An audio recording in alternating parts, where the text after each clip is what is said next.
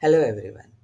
Welcome back to IntelligenZ Talks. I am Krishi Shah and today I am excited to share an open source project that I have been working on recently, which is named as Forms. Forms is a multi-step user form which has been built on React and Tailwind CSS as the front-end framework and Express Node and MongoDB as a database and backend framework. So it is clean, responsive, and designed to simplify user data collection across multiple stages. So it can be used as a sign up form or a survey form or an onboarding form, whichever you want to use it. So here's a quick demo. So forms start with a username entry that will put a test. Then there is an email called test@gmail.com. This is a random entry. Password as test. You can see it here. Then we have confirm password as test. Both are same, so we can go to next. The first name as test, last name as first. It's a random name. Location address India. So this comes the third page where we add a phone number. The favorite food as testing, random food. So on submitting the form, we have a pop-up showing that the form is submitted. And then after submitting the form, we also have a new pop-up which will show that the registration is successful. Here it is. Now we will confirm whether our entries are recorded properly in the MongoDB. So in MongoDB, this was the first entry. This is the second entry that we just recorded as the username, email, password, and the food that we added. Now let's deep dive into the front end and the back end. That is the basic framework of our Forms website. There is a client which has the front end and API has all the back end. So in client folder, we have source, which has the app.js and index.js, the basic React components. There is a pages form where we have the pages. So there is only single page here. So form.jsx is the page where it renders all the data. So we at the start there's this schema that we import from the backend.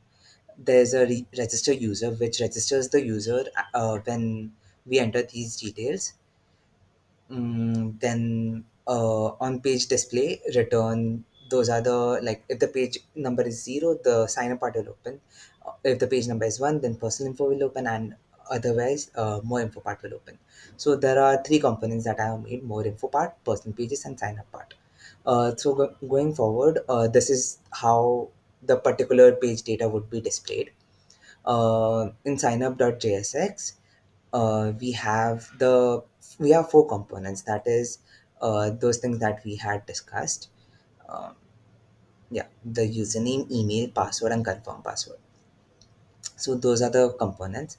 On personal info, we have the next three components: first name, last name, and the address. And more info, we have phone number and what kind of food that you have, like.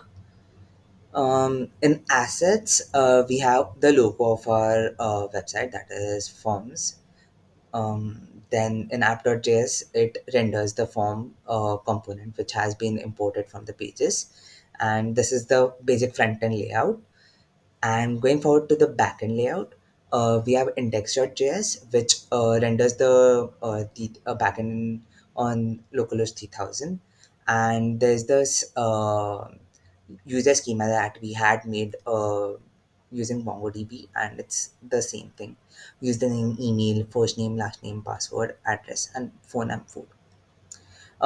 There's this in models we have the user model which stores the data as a user. Like whenever new user comes, it enters the data and it gets stored on this MongoDB data.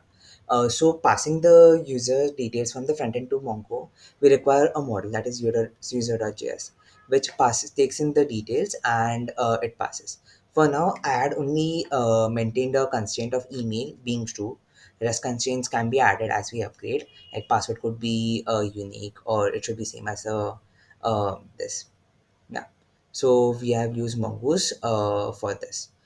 For running this particular project, we need to run in the client folder npm run start, and for the backend folder we need node index.js or node index.js. So we prefer Node form because if we make any changes in backend, it automatically gets run.